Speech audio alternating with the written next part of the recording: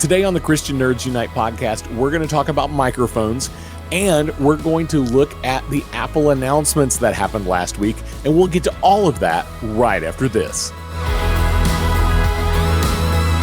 I've been using Coinbase.com and the Coinbase app for cryptocurrency for about 2 years now, which makes it really easy and safe to buy, sell, and store digital currency like Bitcoin and Ethereum. Sign up now and use my link at christiannerdsunite.com/Coinbase and get $10 of free Bitcoin when you buy or sell at least $100 worth of digital currency. Join 43 million other people who buy, sell, and manage their crypto on the world's most trusted crypto exchange. Check it out at christiannerdsunite.com/Coinbase. And now, back to the show.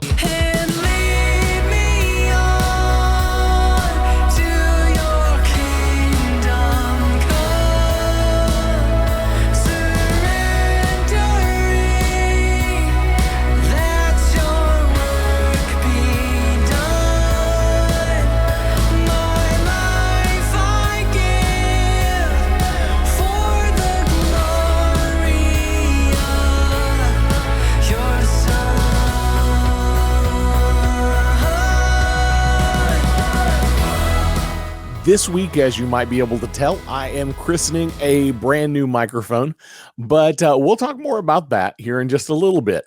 I also want to talk to you about making a podcast, and then we're going to go on and talk some about the announcements that Apple made this past week. Some really exciting things. But before we get to all of that, let's read some scripture. Let's start with 1 Corinthians 10:31. So whether you eat or drink, whatever you do, do it all for the glory of God.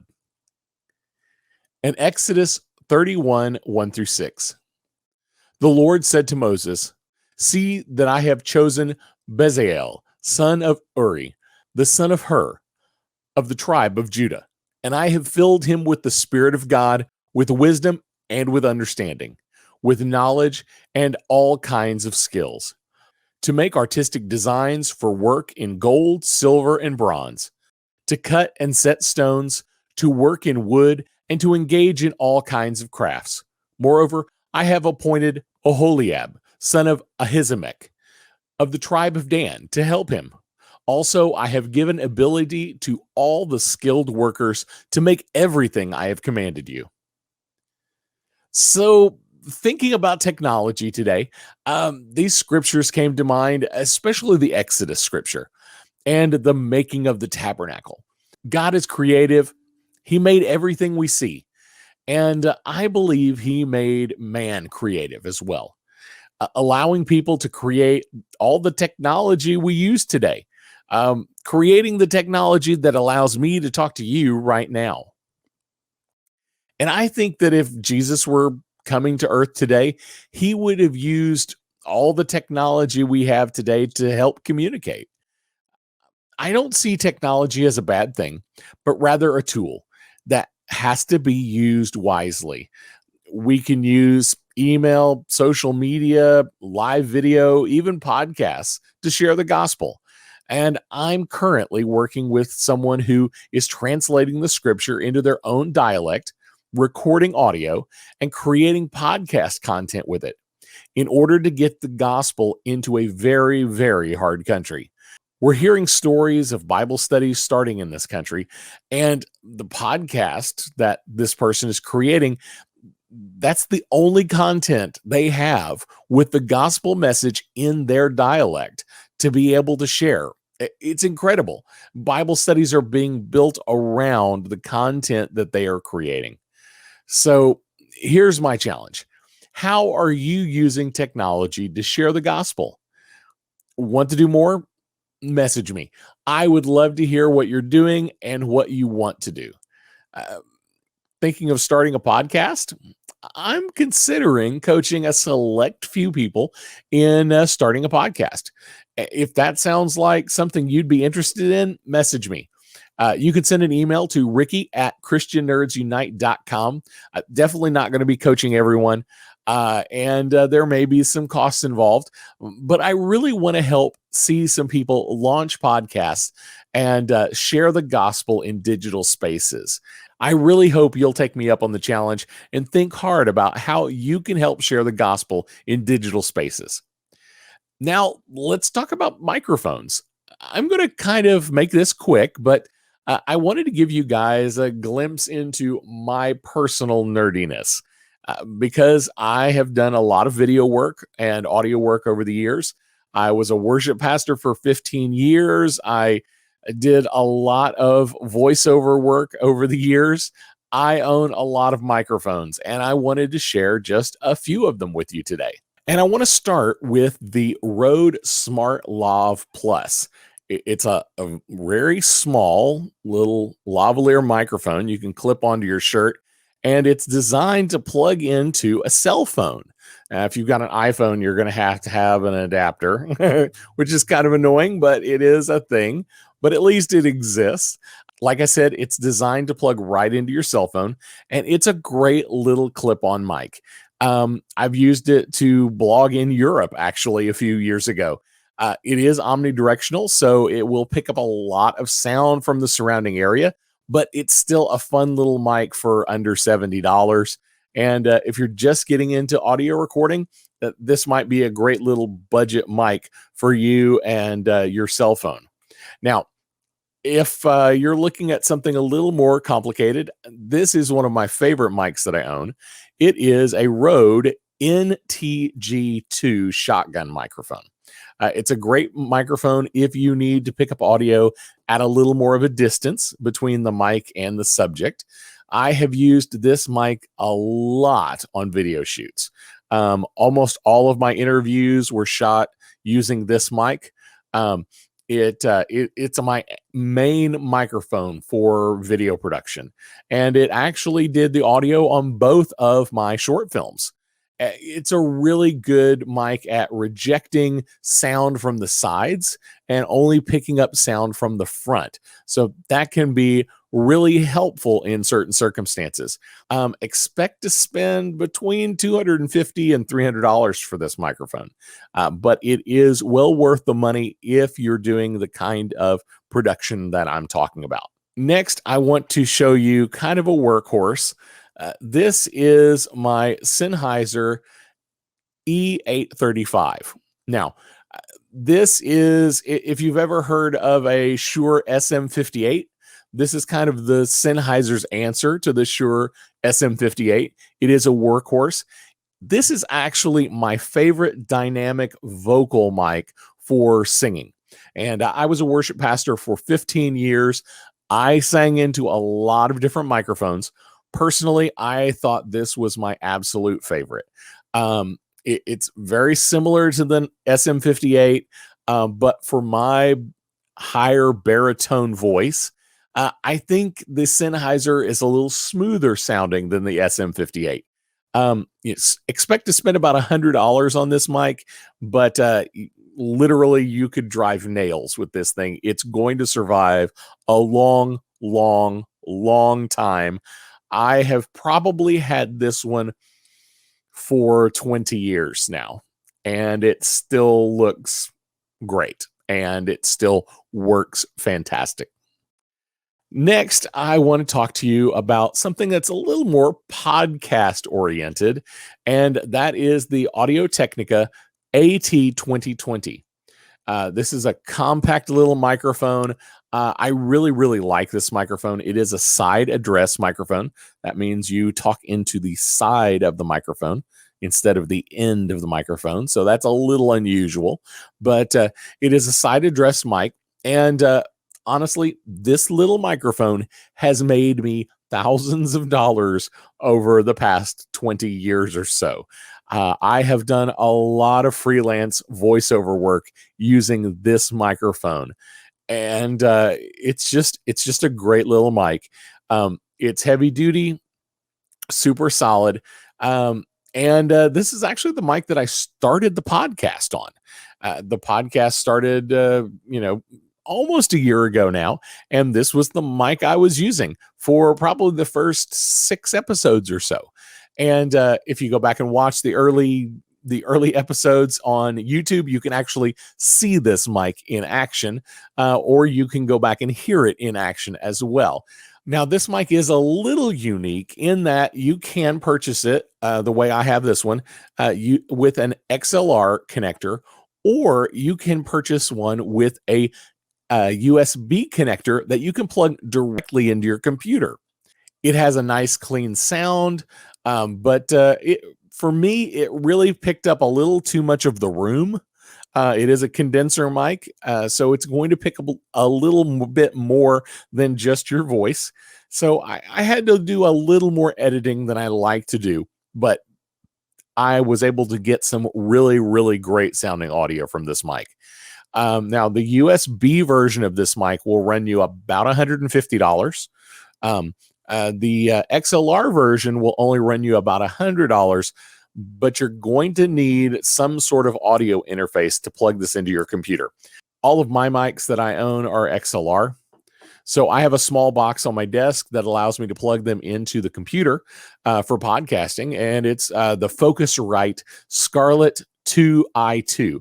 It runs about $170. There's a little bit cheaper version, and there are more expensive versions, but it's a great little box, and it gives you a lot more control over your microphones. It's my preference. But if I was starting over today from scratch with nothing, I would probably get a microphone that was already USB and that just plugged right into my computer just to save time and money. Now, next, I want to talk to you about a mic that I have used quite a bit on the podcast. And in fact, outside of the first 6 episodes, every episode since then, except for today, has used this little mic right here. This is the Heel Sound PR40, and it is an end address microphone. So you talk into the very tip of it. And it is a huge step up from my AT2020. I actually borrowed this from a friend. I don't own this microphone, and I will be giving it back to him very soon. This was really not where I was headed when I was looking for microphones, but I had the opportunity to borrow it.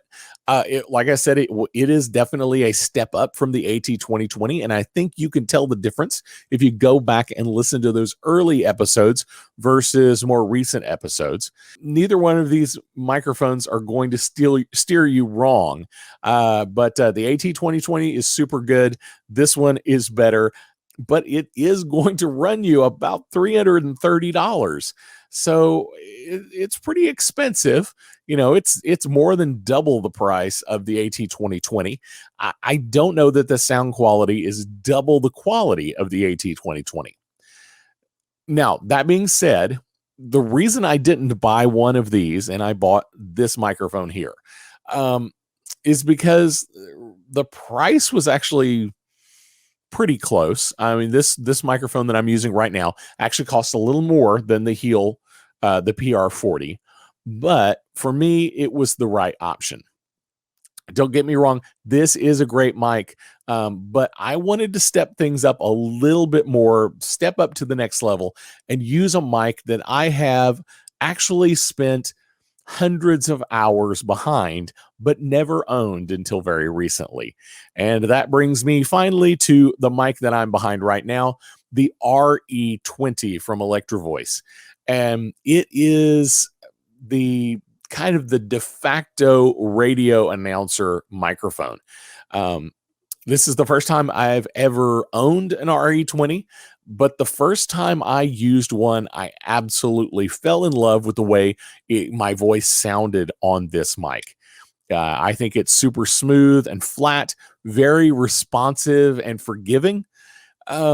Working for a book publisher for several years ago, I put hundreds and hundreds of hours in behind an RE20, and I always wanted to buy one. So I saved up some money from some of my freelance jobs and some Amazon gift cards that I was given back in Christmas. So it's been a while, but I finally pulled the trigger and bought one. And I think it was well worth the wait.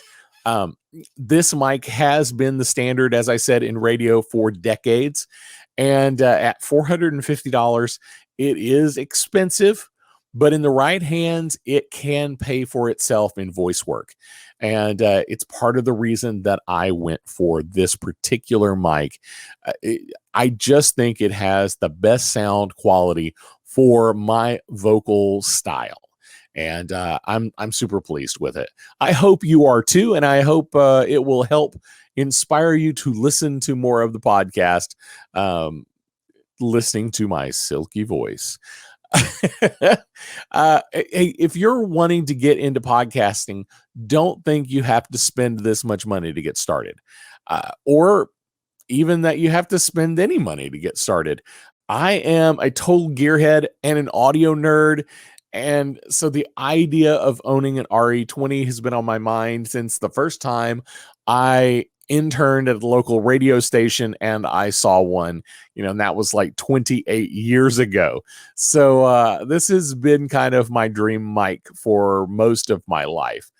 There are lots of great sounding mics out there at very reasonable prices. And I will tell you, the RE20, the USB version for $150, it is a great starter mic. And there are even cheaper mics that I think you can do a really, really great job with. And a lot of podcasts that I listen to that use, cheaper mics than I do. I am a big proponent of start with what you have. If all you have is your cell phone and you want to start a podcast, then start with your cell phone. There are definitely ways to do it. But if you can step up to a microphone, then I suggest you borrow a few mics and try them out before you buy them. If you've got some friends, maybe a local church that might loan you a microphone for a few days to just kind of see what your voice sounds like on those microphones. Everybody's voice is going to sound just a little bit different. There's no one right mic for any kind of project, but there may be a microphone that's better for your particular vocal style than another. And so before you drop any cash, I definitely encourage you try to borrow the microphones and just try them out. Now, let's talk a little bit about the Apple event from this past week. There were lots of announcements, and some were surprising, some were not. But let's kind of go through some of the big ones that I thought were important to nerdy people like you and me. Let's start with the Foundation series. If you're an Apple TV Plus subscriber, then you might be interested in this sci-fi series. It is based on the books. The trailer looks really good. It looks like it's very, very well produced. Now, I'm not sure how they're going to do this story. I've wondered. I've always thought, how would they ever make this a movie, because the story covers so much time frame. It's not a good story to lay out in one solid movie. Well, this is going to be a television series on Apple TV Plus, so that may make it slightly better, but it looks to me like they're probably going to put a lot of things into the story that aren't actually in the book or are simply hinted at in the book, to be able to kind of fill in the gaps, so to speak. I think it is the right way to do this series. I'm not a big fan of putting extra info in to your movie or television show out of the book, but in this instance, it's probably the right choice, and it's probably about the only way you could do it. It is going to launch on September 24th. So if you're listening to this podcast on drop day, which is Tuesday, then this is going to release like Friday. I'm super excited. I hope I'm going to be able to check it out. I'm not currently an Apple TV Plus subscriber, so I'm going to have to figure out whether I want to become a subscriber or find somebody I know and go over to their house and just check out an episode to see what it's like first. I hope it is going to be good. Foundation is one of my favorite book series. Now, looking at technology and hardware, Apple has announced an updated iPad and an iPad mini. Now, this is kind of weird and interesting. The updated iPad is going to start at $329. And the updated iPad mini is going to be, drum roll, more expensive. It's actually almost $500 for the iPad mini. Now, you might go, why? Why is the iPad mini so much more than the iPad since it's smaller? Well, here's the deal. The iPad, the new iPad that's going to launch at $329, it is based on slightly older technology. I don't even know why they're calling this an update. I don't know why they're releasing it. It's going to be a 4G device. It's using the Apple's A13 Bionic chip. It's not using the newest technology that Apple has available. Why is this a thing? I don't understand it. If I was you, if I needed an iPad today and all I had was $329, maybe I would get one. I would be disappointed that I'm not getting the newest technology. If I had $500, I would not get the iPad with a bigger hard drive in it. I would probably choose to go with the iPad mini instead. Now, the iPad mini is going to be a 5G device. It is going to use the A15 Bionic chip. So that's their newest chip. It is smaller, but it is much higher end as far as power and functionality. It really does look like a good piece of equipment. Another interesting thing is if you are interested in the Apple Pencil for doing stylus kind of work, the iPad mini is going to work with the Pencil 2. The iPad is only going to work with the Pencil 1. Ugh. So that's so odd to me. I'm not sure why they even made it such a big splash that there was even going to be a new iPad. I think they should have just put it out there and not even made a big deal of it on announcement day. Now, the big announcement, and we all knew this was coming, the iPhone 13. It has been rumored and rumored for a long time. We knew it was coming. We weren't sure exactly what we were going to get. So we actually are getting 4 new iPhones. We are getting the standard iPhone 13. We're getting the iPhone 13 mini, which is just going to be a smaller iPhone 13. We're going to get the 13 Pro and the 13 Pro Max, which is basically just a larger 13 Pro. So what is so significant? Well, the biggest new things are colors. No, actually, there's something much more significant than colors. There are actually some new colors for the iPhone. Some of them look kind of cool. There's a new blue, but if you care that your phone has a color, maybe you care about that. I personally don't, because I've never had an iPhone that I didn't put a cover on, and then you didn't know what color it was anyway. So why does it matter what color my iPhone is? I don't know. That being said, here is what I think is cool about the new iPhone, and it's all about the video. The new cinematic video mode. Cinematic video mode is going to allow you to shoot video with that filmic, shallow depth of field look that you see in major motion pictures. Now, it's not only that, and this has been something that I've complained about with iPhone for a long time. It is really, really hard to get shallow depth of field in video on any cell phone video camera. It's just super hard to do. It can be done. You have to be really close to the subject, and the background has to be really far away. Just everything has to be just perfect to be able to pull off that look. With this phone, you're going to be able to pull off that look without having the perfect setting. That being said, even cooler is during video, you will be able to refocus, so you can rack focus. And that basically is where you've got something in focus at the front, and then all of a sudden you refocus the camera to something at the back. And this is a very cinematic kind of thing to do. Uh, If you're trying to do this in your home movies, it may be trying a little too hard, but for a video guy, this is super exciting. I really like this feature. The examples they show look really good. I'm concerned because sometimes Apple has done some things where what they showed us wasn't exactly entirely just the camera.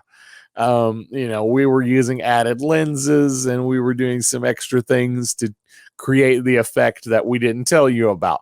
But you know, from some of the examples and from some of the things I'm seeing, it looks like this is legit. We are going to have a rack focus ability while recording. That's super exciting. And I think that is going to be really cool. Now, here's the next thing. And this is the step beyond. Because the camera uses a LiDAR camera setup, and if you're not familiar with LiDAR, basically it records light information rather than just the image. Um, LiDAR is going to be able to determine how far objects are away, and all this metadata is going to be buried in the video. And you are going to be able to refocus after you shoot the video, much like the portrait photo features of iPhones in the past. So take the video and then you'll be able to choose where your focus point is. This has been a technology that has been out there for some time. And the last time I saw this in a video camera, it was a huge, huge apparatus. And I'm curious to see how iPhone is actually utilizing it. If this is a true focus choice or this is a blurring of the image that you're not focusing on. So I'm not sure exactly how they're going to pull it off. And I do want to know. I want to know how they're going to pull this off. I want to know how they're doing it.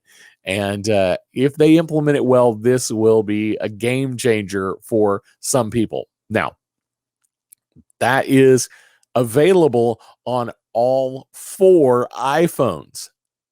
Usually things like this are only going to be available on the Pro and the Pro Max. So why the Pro or the Pro Max? Well, if you want a bigger screen, you want the Pro or the Pro Max. Just be clear about that right now. If you want the bigger screen, I want the bigger screen. I'm probably going to be looking at a Pro Max at some point. I am still rocking an iPhone 8.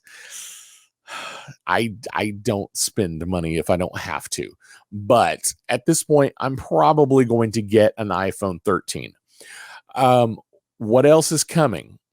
Now, Apple is telling us that sometime in the future, I hate it when they do that because they don't tell us when. And if they don't do it, we'll probably forget. But if you're a video guy and you are familiar with Apple ProRes is coming to iPhone Pro and Pro Max sometime. What does that mean? I don't expect it before January 1. Hopefully we get it before first quarter of 2022. But if you're a pro video guy and this may be a great option for getting quality behind the scenes footage for your big productions, and just being able to shoot it on a cell phone to do behind the scenes things. Now, another difference between the standard iPhone 13 and the Pro series is going to be the camera setup. So the basic iPhone 13 and the mini are both going to come with 2 lenses, 2 cameras, whereas the Pro and Pro Max actually has 3. It has an extra telephoto, 77 millimeter is what they're equating it to, a telephoto lens. Now, that photo lens is also going to have a optical zoom, which is pretty significant for a cell phone. Now, when you look at these numbers, it gets a little weird because, how wide is wide and how telephoto is telephoto. It's hard to tell, but they're claiming over the entire phone on the Pro series, you will have a 6x optical zoom. So at the widest lens, it's going to be consider that a 1. And at the most telephoto with all the optical zoom attached, you will be able to get 6x back past what the widest image is. That is super significant for a cell phone. That's a lot of zoom quality. Hopefully they do it well and it's implemented well and it looks good. I've actually been really happy with the 2x I have on my 8. I use it all the time. So that is something that will be cool. Another thing that they're adding, and this is only on the Pro, is macro photo. If you're not familiar with the term macro, this is the idea that you can get super, super close to something and take the photo and still be in focus. If you've got an older cell phone, you may find that, if you get too close to something, you can't focus on it. The camera just won't. So you have to back up a little bit, take the photo, then you have to, increase the size so you can read your pill bottles. Yeah, I'm old. But with this, you will be able to do macro. What they're saying is that you'll be able to focus as close as 2 centimeters from the subject. So that's like that's like the end of my thumb. From my knuckle to the tip of my thumb is probably about 2 centimeters. That's super close. And depending on how you use it, this could create some really, really cool photo effects and video. Macro video is going to be available. So that is actually kind of cool. Doing some macro video could be a nice feature. You're also going to be able to do slow motion and time lapse in this setting. So I'm super stoked about that. I know that seems really weird. I'm sorry. I nerd out about video stuff. I nerd out about audio. I nerd out about video. You are welcome to my world. This actual episode of this podcast is because Ricky wanted to do it. Oh my goodness. Sorry about that. But I think the 13 series is going to look really good. The video that we're seeing looks solid. I'm ready to see what it really can do in the real world. I think I'm probably going to try to get one in the near future. I'm probably not going to pre-order. I won't get one the first day, but maybe just before the end of the year or just after the first of the year, I may try to get a 13 Pro. As I said, the cinematic mode is going to be available on all 4 iPhone 13 variants. The Pro and the Pro Max are going to have a 1 terabyte storage option. Why is that important? If and when we see the Apple ProRes come out, if you are trying to shoot this video that is as close to raw as we're ever going to see on a cell phone, you're going to need the storage. My hope is for those of us who really like doing video production that we're going to be able to record out to an external hard drive. I don't know that that's going to be available. I don't know if it's going to be possible, but even at 1 terabyte, you're not going to be able to record very long with this phone without having to dump it. So, how useful is it going to be? It's going to be useful for short clips. It's going to be useful for some creative uses, but it's not going to be the end all and be all for video production. This is never going to replace a full-blown video camera, but it could be a game changer for low budget indie filmmakers that are making super short films. It really could increase the quality and look of videos that are just going up to YouTube. I think really this could be a thing. It could be something significant.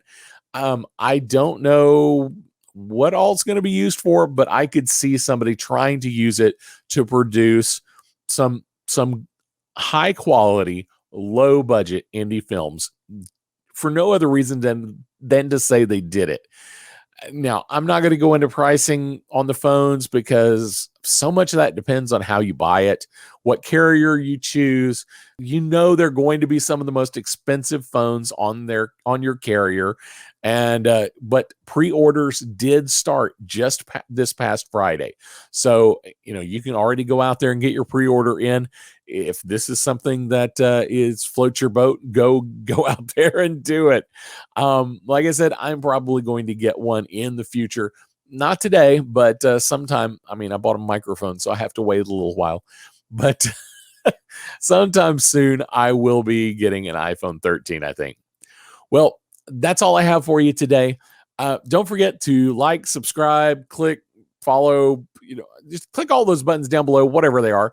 And you can also find all of our social links, our online store, and links to our YouTube channel at ChristianNerdsUnite.com. And while you're there, click on the support tab. We'd love to have you as our Patreon.